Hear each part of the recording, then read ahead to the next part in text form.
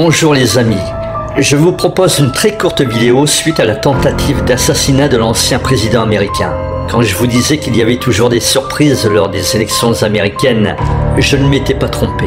J'avais même évoqué le possible remplacement de Joe Biden par Kamala Harris. Ce sera peut-être le cas. Il y a quelque temps, je vous avais également parlé d'un jeu de cartes étrange qui avait déjà anticipé plusieurs événements dramatiques. Ce jeu, dont je tairai le nom pour des raisons évidentes, a été commercialisé en 1994 par un certain Steve Jackson. Ce jeu avait tellement intrigué les autorités que le domicile et les bureaux du créateur avaient été perquisitionnés quelques années plus tard.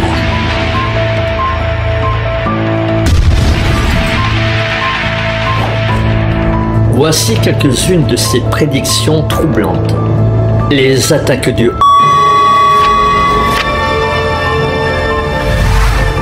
la manipulation des marchés boursiers par les hommes de l'ombre, qui a plongé le monde dans le chaos et qui continue de le faire aujourd'hui. La prise du pouvoir par les gros médias qui possèdent et contrôlent de vastes réseaux médiatiques, influençant considérablement la diffusion de l'information et la formation de l'opinion publique.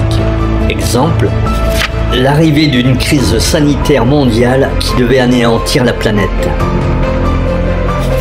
Le matraquage quotidien du réchauffement climatique, de l'énergie chère et de ses conséquences sur nos modes de vie. La promotion de tendances culturelles et sociales, notamment appuyées par des plateformes de streaming telles que Netflix. Les cartes ont prédit, pour une grande partie de l'Amérique, l'arrivée au pouvoir d'un homme providentiel, un homme charismatique aux cheveux blonds.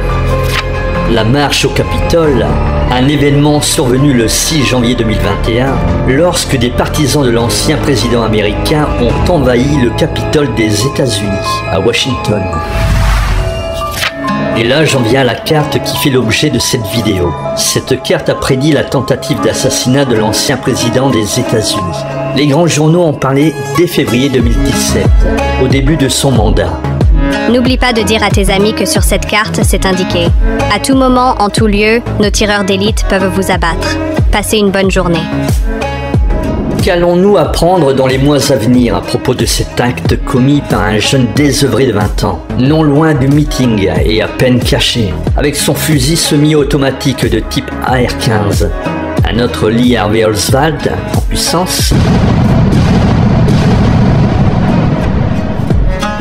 En tout cas, avec une Amérique très croyante et qui aime de surcroît les héros, Trump vient certainement de signer son deuxième mandat présidentiel. Voici d'autres cartes intéressantes. Celle-ci fait lien avec Trump et la passion qu'il suscite dans beaucoup de pays à travers le monde. Son retour au pouvoir est très attendu. Les bases lunaires vont être un sujet central dans les années à venir, avec une conquête spatiale et de nouvelles rivalités entre grandes puissances. Aujourd'hui, le sujet des pans et les questions de civilisation extraterrestre sont devenus moins tabous et devraient logiquement nous conduire vers la grande révélation, ou vers l'aboutissement du projet Bluebeam, qui vise à accélérer le contrôle des peuples. Cette carte nous prédit un troisième conflit mondial, avec en point de mire la bêtise humaine qui franchit l'ultime ligne rouge avec ses armes atomiques. Les cryptides vont-ils faire la une des journaux d'ici peu? Depuis toujours, New York fait face à la montée des eaux. Allons-nous la voir sombrer sous l'eau? La résistance. Rock Soccer, je t'ai reconnu et je confirme que tu ne fais pas partie de l'opposition contrôlée. Et pour finir, ma carte préférée, celle du dérèglement temporel et du voyage dans le temps.